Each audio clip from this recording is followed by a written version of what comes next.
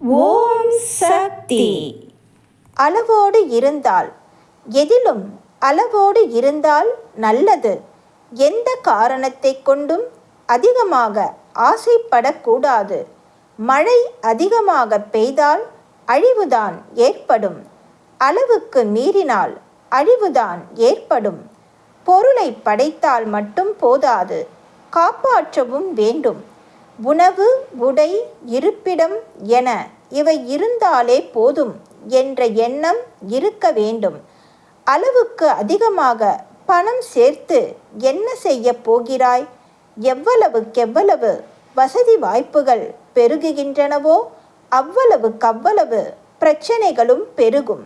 அளவுக்கு மீறி ஆசைப்பட்டு பெரியதாக வீட்டை கட்டிவிட்டு வெள்ளை அடிக்க காசு இல்லையே என்று புலம்புவதில் பயன் என்ன? உழைத்து பிழைப்பதற்கு ஆன்மா வழி செய்து கொடுத்தால் அதுவே போதும் என்ற இருக்க வேண்டும். அன்னையின் அருள்வாக்கு.